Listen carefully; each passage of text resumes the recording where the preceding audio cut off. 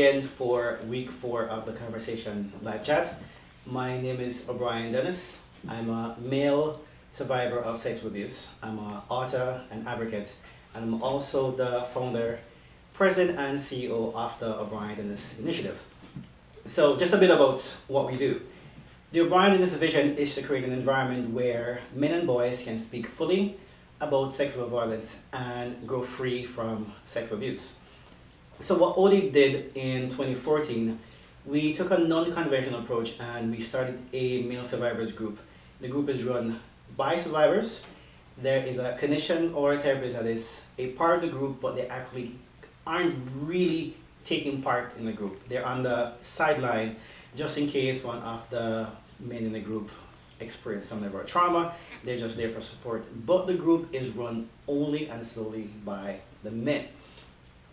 So this is our 4th week, and I'm now getting a better hang of what's going on, and I've gotten over my jitters, and no, I've been saying it over and over, but I still need to go it over every week in terms of my intention. My intention in starting live chat was to give men who are survivors, men who I will be having conversation with for the next couple of weeks, to speak their truth. And my aim is to give them a platform to have a conversation about their traumatic experience in dealing with sexual abuse. It is also my intention for you, the audience, those of you who are watching us, to get a better level of their vulnerability and how each individual have actually dealt with their respective trauma. So apart from the intention, there has to be a purpose in doing what we're doing. My main focus, my main purpose is for you, the audience members, to actually get a better understanding of what male survivors of sexual abuse have to endure on a daily basis. Too often when we talk about male sex abuse, we talk about the graphic nature of the abuse, and we're so caught up with the details. That's not what we're here about. I am not here for each man who are gonna come on this platform to relive their trauma. I want you, the audience member, to get a better feel, a better understanding of the struggles that they go through on a daily basis. And bear in mind that sexual abuse impacts every single person. It may not be directly, but definitely without a doubt, it has impacted us indirectly. So this week, I'm actually very pleased to introduce my guest. And as I said in the previous weeks, this is not an interview. This is a strict conversation that we're going to be having one-on-one. And as a Jamaican, I know without a shadow of a doubt that we're going to be as comfortable as possible in engaging in this conversation. So without much ado, I'm going to introduce Chad Bailey, who is our Conversation live chat guest for week 4. Hi everyone. Hi, my name is Chad Bailey. I'm an NYC model, or should I say a Jamaican NYC model. That's what I like to say. I am also a survivor of childhood abuse and sexual abuse, and at this point in time, basically I only embrace positivity, so that's why I really am pleased to be here. I really am. Alright, so I met you 2 years ago, and you first came to my yearly Thanksgiving dinner, which for those of you who know me very, very closely, every November, the weekend after Thanksgiving, I have a very intimate dinner party for close friends and family members. And you came that year, not last year, the year before, and you didn't have anything to do, so I invited you over. And over a period of time, we had conversations. I told you about what I did, and you told me your story, and I invited you to on a conversation chat. Just recently, when we met up, I explained to you how much of an impact that conversation had that night. The group has been running since 2014, and I distinctly remember there's a young man that I've been trying to get to come to the group for a very, very long time. And I told him that you were coming. I told him that you guys were in the same age group, and he said, at least it's not older folks. And he came for the duration of the conversation that we had. He didn't say anything. And for the first time in being a part of our conversation group, I really got emotional because I really admire the fact that you were so young and you were able to be so open, candid, and beyond vulnerable in sharing your story. And what you did for that young man that night was you allowed him to realize that he's not alone. And to give you credit and to let others realize how important it is for men, not just men who are victims of sex abuse, to really talk about their story, but for everyone, both male and female, to really engage in a conversation about what's going on. As a result of listening to your conversation, you decided to go back to school. So you have, at least that I know of right now, actually made an impact on someone's life. So what was that initial conversation that you had with us in that private setting in Odie's conversation group? How did that impact your life? I have to say at first, I didn't really appreciate it as much as first, because I've never been in a situation like that before. I have never been in a situation where I had to sit in a room with like-minded individuals or people that have been through the same situation that I've been through, and just to be open. I've never had that experience before. And one thing that I've learned in being in the US or moving to the US, not everything is okay to bottle up. Mm-hmm. Because moving here by myself, moving here at 19 years old, I basically had to do everything on my own. And in that time, I realized that I can only rely on myself. So me keeping everything bottled in is not really doing me any good at all.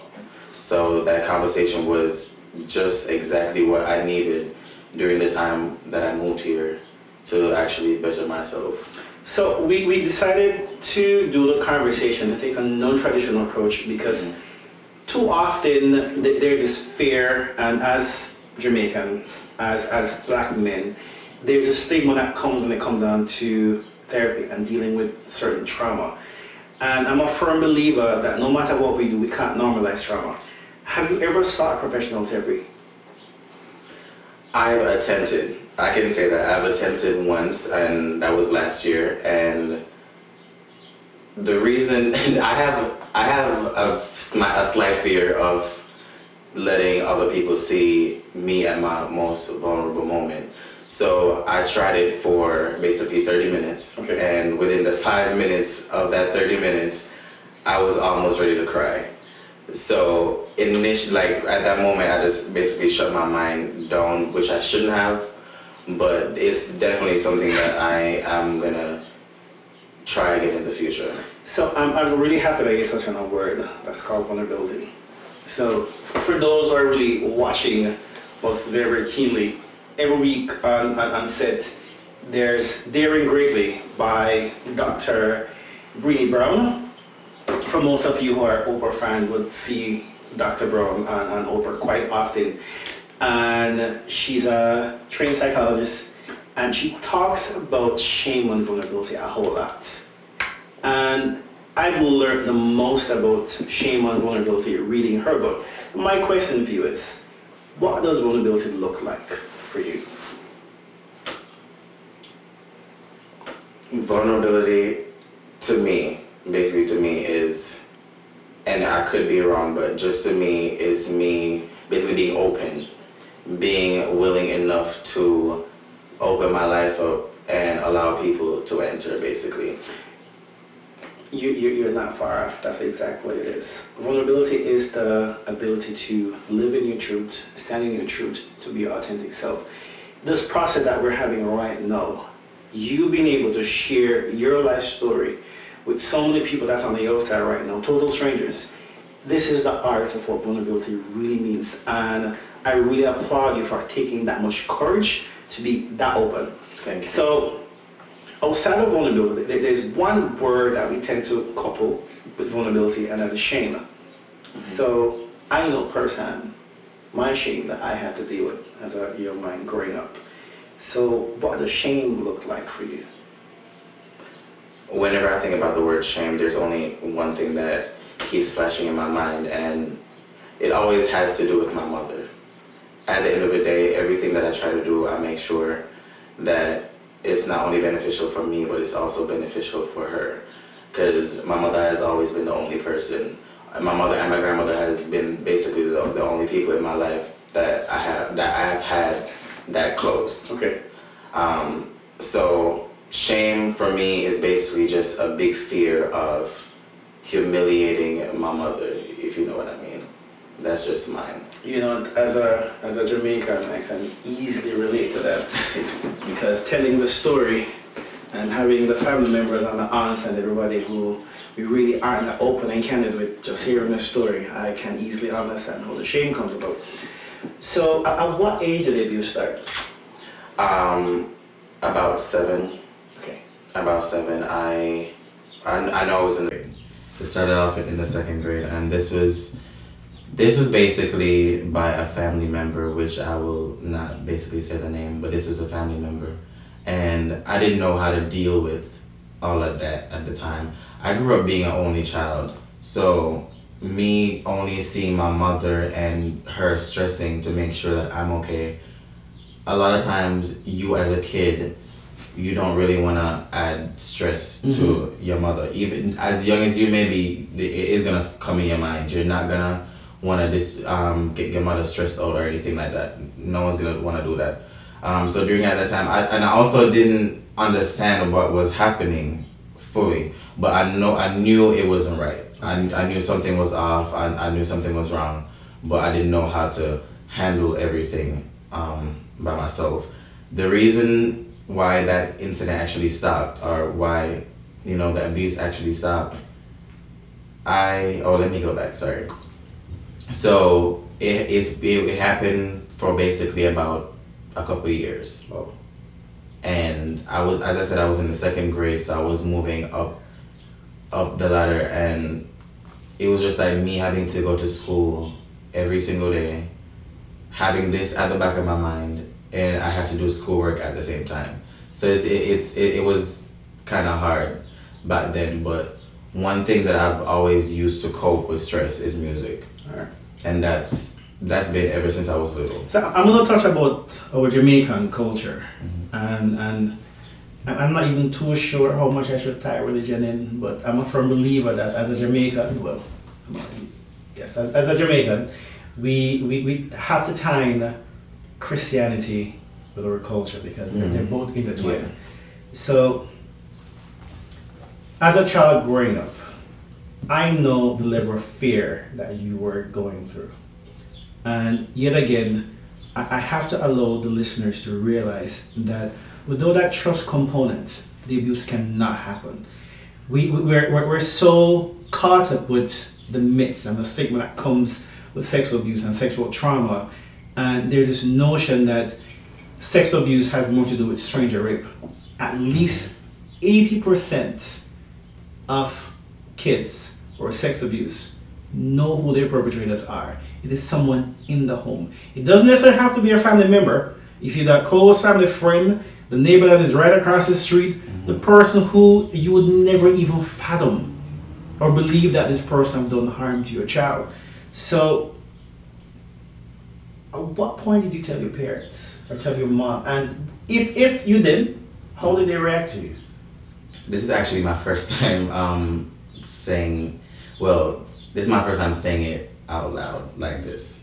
I've never had this conversation with my mother, but I guess whoa. Yeah, so I guess now I'm probably I probably have to, but at the end of the day, I really don't want it to be a situation where it's gonna be aggression behind it, but only solutions.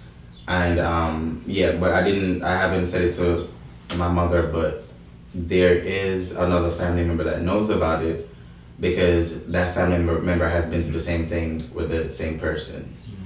And that's how everything actually ended, because I'm this type of person where I can ignore everything, and when it comes down to me, I put myself second. But seeing someone else, instantly I'm gonna put them first. So basically, there was a day when I walked in and I saw that person doing the same thing to another family member that that I love really dearly. And at that point, I was a kid. Again, all of this is happening. I don't know how to process everything, but at the end of the day, I knew that I had to do something about it. I went outside and I mentioned it to another family member, and they basically brought attention to it and went in on the situation and shut it down, basically. And me and my cousin, we've had me and my cousin that faced the abuse. We've had this conversation, but with her, it's just way different. She's not open to really talking about it or letting it out, but at the end of the day, I think she probably needs to. But at that time, I had nothing else in my mind but helping my cousin. All right, so I'm really happy that you didn't call a name, but you identified the gender as a she. Mm-hmm. So you see, it's so intriguing because too often there's this mental mindset that one side of the male sexual abuse, another male, whether or not it's a boy, teenager, or adult male, there's this homosexual element that comes to it. Mm-hmm. But you're not saying that this person didn't only just molested you, molested your female cousin. Mm-hmm. So I'm gonna look direct at the camera again, and I'm gonna give another disclaimer. Over 80% of men who are perpetrators of male sex abuse do not, I'm gonna stress it again, do not identify as homosexual. Mm-hmm. To this date, unless someone, and there's Instagram feed, there's Facebook feed, and it's gonna be on YouTube eventually, if there's anyone that can pinpoint me to any study or any empirical data that can prove to me that there's any correlation or connection between male sex abuse and homosexuality, we can have that one-on-one conversation. But as it is right now, we have to bear in mind the abuse is about power and control. This is not about gender identity. This is not about sexuality. This is strictly about power and control. Now, we're gonna just delve into our culture. Mm-hmm. There's a huge age gap between the both of us. I won't call my age, but you know what? I'm closer to 40, and you're just coming slowly into your 20s. So there's a close to 20 gap between the both of us. So I grew up to Boja Banta and Bo Bye Bye. And I would even go into that song because I have my own personal views on Boja Banta and Boom Bye Bye. But you're coming from the younger Jamaican generation that grew up hearing Vibes Cartel and Movado singing about homosexuality, sexuality in Jamaica. As a young man growing up in Jamaica, how did you cope with abuse? I think the music definitely intensified a lot of feelings towards the gay community in Jamaica. Hold up. But okay. Is it when you say the gay community? So was it not fear of you being tagged or being identified as a homosexual? Why is it you inevitably decided not to come up more, talk about it, seek some help? Okay, so basically, when it comes down to the Vibes Cartel, just go ahead. When it comes down to Vibes Cartel or dancehall music, the way it impacted me was that it prevented me from having the real opportunity to enjoy modern day dancehall music. Okay. And also, it prevented me from being comfortable with myself. And that was one of the hardest things growing up. Anyone that knows about low self-esteem and just basically being scared of every single thing knows that it's not a good feeling. It's really not. It's really, really not. But the dancehall music really made it a little bit worse, but it wasn't the source of all the issues. I can say that. How much of a role did religion play in you not coming to terms or even wanting to go outside and engaging anyone in a conversation about what you had to go through? Well, the thing is with religion, or basically just with Christianity, when it comes down to Jamaica, it's not really, I don't really look at it as religion anymore, because I feel like a lot of the religion has been taken out of Christianity. Okay. It's pure vanity and basically beating other people down. When I was growing up, I grew up in the church. My grandfather was a deacon, actually. They were very big in church. I had to go to church every single Sunday growing up.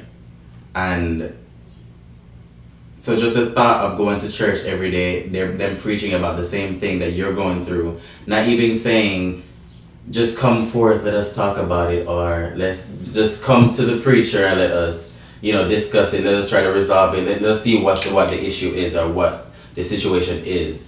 But rather just to beat other people down and just to say like, you're definitely going to hell. Right. So I'm not here trying to beat up on Jamaica and Jamaican culture, because I just came back from Jamaica earlier on this year. Spent 3 weeks. Jamaica will always be home. It's the country of my birth. Always. However, I tend to always have something special about Jamaica and wanting to give back. I want to have more of an open-ended conversation about what goes on in my culture. Yes, I am an American. However, no one can ever take the fact that I was born there. So that is home, no matter what happened. And I know for a fact when I started advertising that you were coming on and we're both Jamaican, that a lot of people really, really got hyped in just the Jamaica, because Jamaica wouldn't itself as a brand. Yeah. So we're not here today trying to bash Jamaica. Not at all. For those of you who are living in Jamaica, who are even overseas, this is not even a Jamaican gay conversation either, because I'm not even going to go there, because as I said before, there's no correlation, there's no connection. However, what I really want Jamaicans living on the island and even overseas to really understand is male sex abuse has become so much a part of our social fabric. It happens more often than we even want to think, admit, or even want to come to terms with. And it is really, really struggling. And for me, it's really unfair that we've allowed certain pockets within the culture to hold back the hurt and the pain of what's really going on. Religion, for one, plays a huge factor in a lot of men, young boys, not even wanting to engage in that conversation. And culture, which is the music, and to put culture and music together, really shapes how we even want to have that conversation. That's true. So that's enough about Jamaica. So at what age did you migrate to the US? I moved to the US by myself at 19 years old. With $1,000 in my pocket. Hey, you came with a lot. which lasted 3 months. I came with less than 100, so you came with 10 times what I brought here. Hey. I mean, it was hard. It was very, very hard. New city, knew everything. Yes, knew everything. And a lot more confusion. So, welcome to America. Not even 3 years yet. There's so much more that you're gonna learn and grow from here. I remember how difficult it was for me to adjust living here. I remember in the early stages, I didn't want to deal with it. I was more caught up in the glamour and the glitter of being in New York. Yeah. This is it. And in your introduction, you spoke about being a model. I did my little thing when I just came in. I decided that hey, it's a bit too much because I know what comes with that. So how are you really surviving? How are you really coping? Who are you now, leaving Jamaica and coming here? You know, come to terms that you are not a victim. You're a survivor. One, how are you really surviving? And two, what's your choice to drug? Okay, that was very random, but okay. So when it as it pertains to me and my modeling, it's something that I take very, very seriously. I've been modeling for basically 4 years. I was starting in Jamaica, and but it wasn't really working well for me. And so coming here, I decided to take it as a second chance. And so yeah, so I'm here. I'm working hard. I basically make sure that every week I have at least 2 photo shoots. Okay. And it's always it's either marketing or me working for someone else. Because at the end of the day, I want to be out there. I want to get out there as much as possible and work as hard as I can. So I'm just accepting basically every offer that comes to me and just working with it, working hard, trying to make an example. I'm hoping in the process of you going out and doing your modeling thing, you can use that platform so that so many other survivors can use you as their light to say that if he can do it, I can do it also. So if you were to have a conversation with your younger self, right now, from where you've been, all the things that you've gone through thus far, but yet again, I have to really commend you for being this young and having the courage to really talk about this in such a candid form. If you had an opportunity to speak to your younger self, what would you say to yourself? Okay. I mean, I was just gonna forget about the jerk question, but yeah. But I'm gonna answer that after. Yeah, but I would say to my younger self, it really gets better with age. Right. I really enjoy growing up. I enjoy every single year that comes by. Every year gets better. It gets better with age. Trust me. Just always remember that it really gets better with age. You know, I'm gonna add something to that, and as someone older, to be quite frank and fair, just bear in mind that as you get older, there's this notion that we always try to rush things. Be still. Don't try to get to where you don't even know what's gonna happen on the outside. Just be still in that moment. So back to that jerk question. What's your choice to jerk? Back then I didn't do drugs, but now I definitely do my 420 like. And for those who don't know what 420 is, please just explain what 420 means kush, it means weed, it means grass, or whatever you want to say it is, but it's just something to be relaxed. That's it. Alright, so what does forgiveness really look like for you? Because in order for us to get to this point, forgiveness has to have played some part. So what does forgiveness look like for you? First, I have to say, start off by forgiving yourself. It's not your fault. It's not your mistakes. Just start off by forgiving yourself. And slowly take your own little time. Don't make nobody tell us, hurry up and forgive anyone. Take your own short little time and forgive people because not every situation is the same. Yeah. All right, so this is something that I've always asked myself, and for those of you who really know me very, very well, you know how much I'm out for Oprah. So what do you know for sure? I know for sure that the future will not be in vain. And let me elaborate on that. I'm not gonna waste my time here on this earth doing anything else than what I love and embracing positivity, and that's the best way in doing it. And it's the best way to have a fantastic future, I can say that. And bear in mind that we all have a purpose. We didn't just come here just because there's a divine person on the outside universe who is responsible for our being, and we're all created for a reason. Definitely. So we're now at the end, and thank you so much, Shada, for coming on board. So this is the end of our live chat. If you want to get more information on the Brian Dennis Initiative, please go to obdi.org. As I've said from week 1 to now, we do not get funded by anyone apart from you, my lovely friends and the followers who want to give $1, and I will take the $1 right now. So if you want to make a donation, please go directly to the website. ObrianDennis.com is me, the person, so that's not me. For the organization is obdi.org. And for those who are interested in having us coming directly to our organization or just having a one-on-one conversation about childhood sexual trauma, which is a training manual that myself and Dr. Kim Arrington co-wrote, please feel free to go to the website and send me an email.